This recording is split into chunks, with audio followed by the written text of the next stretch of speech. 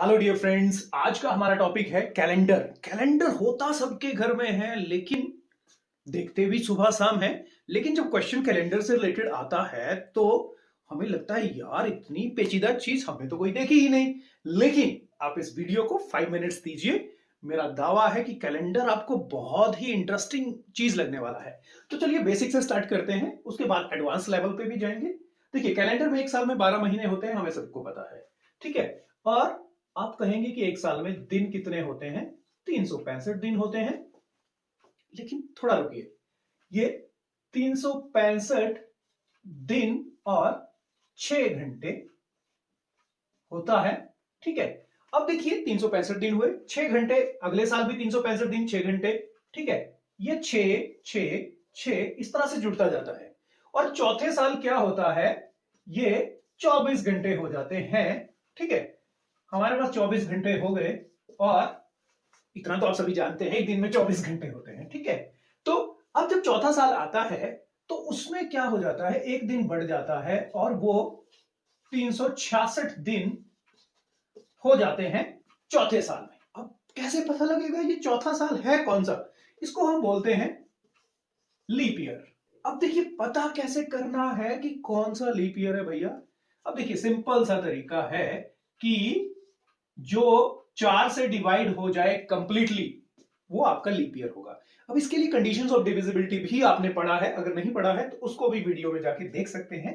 तो देखिए, अब हर एक जो सेंचुरी ईयर होता है वो लीप ईयर होता है। उसके बाद 2004, 2008, ये सारे लीप ईयर थे, ठीक है। अभी जो रिसेंट लीप ईयर था वो था 2020।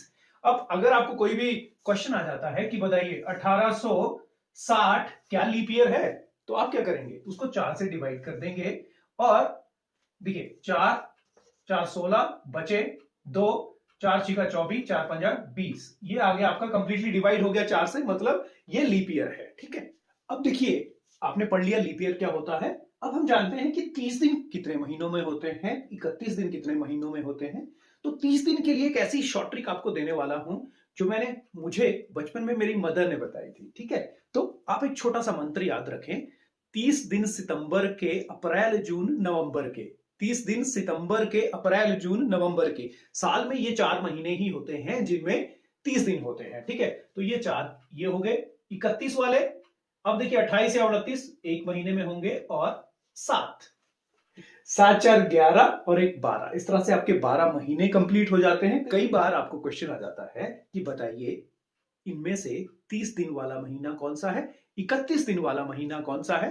तो अगर आपको फॉर्मूला याद है जो अभी आपको बताया गया, 30 दिन सितंबर के, अप्रैल जून नवंबर के, तो बाकी सबके 31 31, फरवरी में 28 दिन है आते, 4 वर्ष बाद जब लीप वर्ष है आता, फरवरी में एक दिन बढ़ जाता, ठीक है।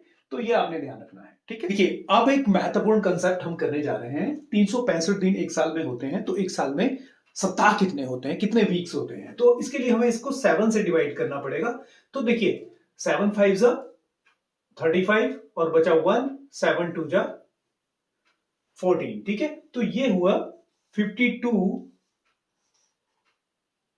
Weeks and 1 day. और 366 के लिए क्या होगा, 52 वीक्स एंड 2 डेज।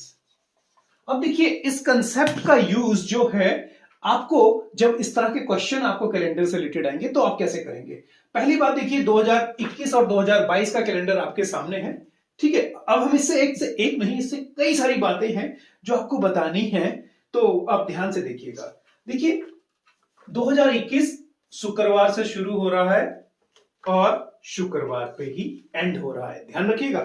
देखिए, 2022 में भी 1 जनवरी को शनिवार है और 31 दिसंबर को भी शनिवार है। तो देखिए, जिस डे से कैलेंडर जो है आपका स्टार्ट होता है वर्ष, उसी डे से एंड भी होता है। लेकिन कब? जब वो नॉर्मल ईयर है। जब लीप ईयर होगा तो शनिवार से शुरू हुआ तो रविवार पे खत्म होगा, ठीक है। अब देखिए, 1 जनवरी 2021 को शुक्रवार है और 1 जनवरी 2022 को शनिवार है। तो इससे हम कह सकते हैं कि 1 जनवरी 2023 को कैलेंडर मेरे सामने है, रविवार है, ठीक है।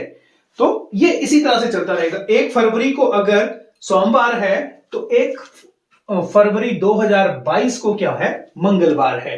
1 फरवरी 2023 को क्या होगा, बुधवार होगा। तो ये बात आपने ध्यान रखनी है, बहुत काम आने वाली चीज है। अब आपको क्वेश्चन आ जाता है कि 1 जनवरी 2022 को क्या है, देखिए शनिवार है, तो 20 फरवरी को क्या होगा, 20 फरवरी 2022 को क्या होगा, ठीक है। तो देखिए 1 जनवरी को शनिवार है। अब आपको देखना है कि 1 जनवरी में इसके बाद दिन कितने बचे, 31 का होता है तो 30 दिन बचे, और 20 फरवरी अगले 20 दिन अगले जुड़ गए, 50 दिन हो गए, ठीक है। अब 50 को आप 7 से डिवाइड कर देंगे, 7 7 जा 49, एक बच गया, तो एक दिन आपका बच गया, ठीक है। साथ साथ पूरे हो गए, मैं वो नहीं लिख रहा हूं जितने दिन हमारे पास बचे। तो अगर 1 जनवरी 2022 को शनिवार है तो 20 फरवरी 2022 को एक दिन बचा है, तो मतलब शनिवार से अगला दिन होगा। 2 दिन बचते तो सोमवार होता, 3 दिन बचते तो मंगलवार होता, ठीक है। तो 20 फरवरी 2022 को क्या होना चाहिए, रविवार। अब चेक भी कर लेते हैं, ठीक है। 20 फरवरी कहां है, देखिए, am I right? तो ये आपने ध्यान रखना, इस तरह के क्वेश्चन जब भी आएंगे। अब मैं कैलेंडर में एक आपको खेल बताऊंगा जिससे आप अपने साथियों को हैरान कर सकते हैं।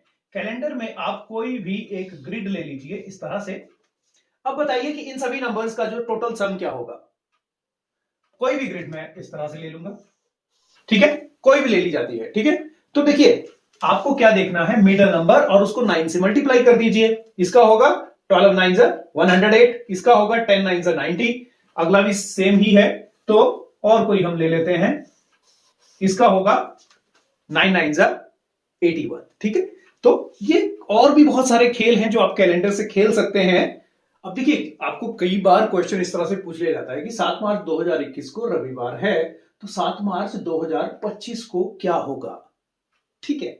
अब देखिए 7 मार्च 2021 को रविवार है, तो मतलब 7 मार्च 2022 को क्या होगा, सोमवार होगा। 7 मार्च 2023 को क्या होगा,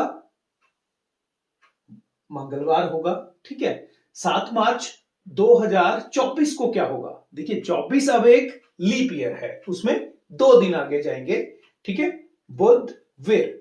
तो 7 मार्च 2024 को हो गया वीरवार, ठीक है। 7 मार्च 2025 को हो गया शुक्रवार, ठीक है। तो यहां हमारा आंसर क्या होगा, शुक्रवार होगा, ठीक है। और 10 अप्रैल 2025 को क्या होगा। अब देखिए हमें क्या देखना है, 7 मार्च के बाद इस महीने में कितने दिन बचे, 8 से लेकर 31 तक, ठीक है। 8 9 10, 3 वो हो गए और 21 आ गए, 24 दिन बच गए, ठीक है। और 10 अप्रैल वाले 10 दिन बच गए, ठीक है। तो 34 दिन हमारे पास हो गए। अब इसको हम 7 से डिवाइड कर लेंगे, कितने दिन बचे, 7 चौका 28, और 34 में से 28 गए, 6 दिन हमारे पास बच जाते हैं। तो ये हमारे पास शुक्रवार आया, और शुक्रवार के बाद हम 6 दिन अगले काउंट कर लेंगे, शनिवार, रविवार, सोमवार, मंगलवार, बुधवार, वीरवार। तो देखिए ये वीरवार होगा। तो ये कैलेंडर बहुत ही इंटरेस्टिंग चीज है। आप धीरे धीरे अपने कैलेंडर से कुछ क्वेश्चंस बनाइए, प्रैक्टिस करिए, आप बहुत आसानी से इन क्वेश्चंस को कर लेंगे। इसके अलावा और भी बहुत सारी एडवांस लेवल टेक्निक्स भी हैं कि आपको एक डेट दे दी जाती है कि 16 अप्रैल 1605 को कौन सी डेट होगी, ठीक है।